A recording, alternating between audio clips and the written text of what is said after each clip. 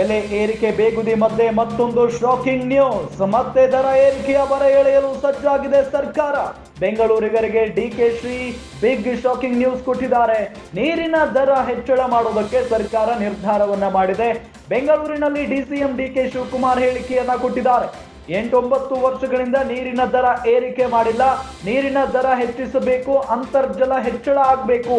ಈಗಾಗಲೇ ನಮ್ಮ ಮಂಡಳಿ ನಷ್ಟದಲ್ಲಿ ನಡೀತಾ ಇದೆ.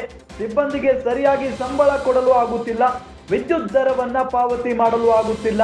ಕೆಲವು ಸೆಕ್ಷನ್ಗಳನ್ನ ನೋಡಿ ದರ ನಿಗದಿ ಮಾಡಬೇಕು. ಎಷ್ಟು ದರ ಏರಿಕೆ ಮಾಡಬೇಕು ಅಂತ ನಿರ್ಧಾರ ಮಾಡಿಲ್ಲ. ಕಮಿಟಿ ಸಭೆ ಮತ್ತು ಕ್ಯಾಬಿನೆಟ್ ನಲ್ಲಿ ತೀರ್ಮಾನ ಮಾಡ್ತೀವಿ ಅಂತ ಬೆಂಗಳೂರಿನಲ್ಲಿ ಡಿಸಿಎಂ ಡಿಕೆ ಶಿವಕುಮಾರ್ ಹೇಳಿಕೆಯನ್ನ ಕೊಟ್ಟಿದ್ದಾರೆ.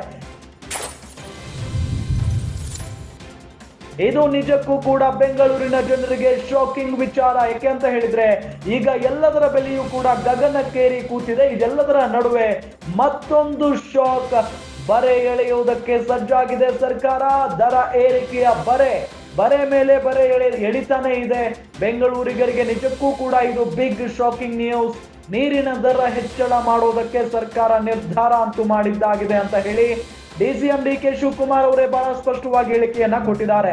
8-9 ವರ್ಷಗಳಾಯ್ತು ನೀರಿನ ದರ ಏರಿಕೆ ಮಾಡಿಲ್ಲ, ನೀರಿನ ದರ ಹೆಚ್ಚ ಮಾಡಬೇಕು, ಅಂತರ್ಜಲ ಹೆಚ್ಚಳ ಆಗಬೇಕು.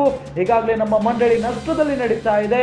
ಸಿಬ್ಬಂದಿಗೆ ಸರಿಯಾಗಿ ಸಂಬಳ ಕೊಡೋದಕ್ಕಾಗ್ತಾ ಇಲ್ಲ, ವಿದ್ಯುತ್ ದರವನ್ನು ಪಾವತಿ ಮಾಡಲು ಆಗ್ತಾ ಇಲ್ಲ. ಕೆಲವು ಸೆಕ್ಷನ್ಗಳನ್ನ ನೋಡಿ ದರ ನಿಗದಿ ಮಾಡಬೇಕು. ಎಷ್ಟು ದರ ಏರಿಕೆ ಮಾಡಬೇಕು ಅಂತ ನಿರ್ಧಾರ ಮಾಡಿಲ್ಲ. ಕಮಿಟಿ ಸಭೆ ಮತ್ತು ಕ್ಯಾಬಿನೆಟ್ ನಲ್ಲಿ ತೀರ್ಮಾನ ಮಾಡ್ತೀವಿ ಅಂತ ಬೆಂಗಳೂರಿನಲ್ಲಿ ಡಿಸಿಎಂ ಡಿಕೆ ಶಿವಕುಮಾರ್ ಹೇಳಿಕೆಯನ್ನ ಕೊಟ್ಟಿದ್ದಾರೆ. ಎಕ್ಸ್ಪ್ಯಾಂಡ್ ಮಾಡಬೇಕು, ಉಳಿಸ್ಬೇಕು, ಅಂತರ್ಜಲ ಹೆಚ್ಚಿಸಬೇಕು. ಜನ ಜಾಸ್ತಿ ಆಗ್ತಾ ಇದೆ, ಹಾಸಲ್ ನಡೀಬೇಕು, ಅವರ್ ಬಿಲ್ ಕಟ್ಟಕ್ಕೆ ಇದೆ ಮೇಡಮ್. ಹಿಂಗೆ ಮಾಡ್ಲಿಕ್ಕೆ ಸಾಧ್ಯ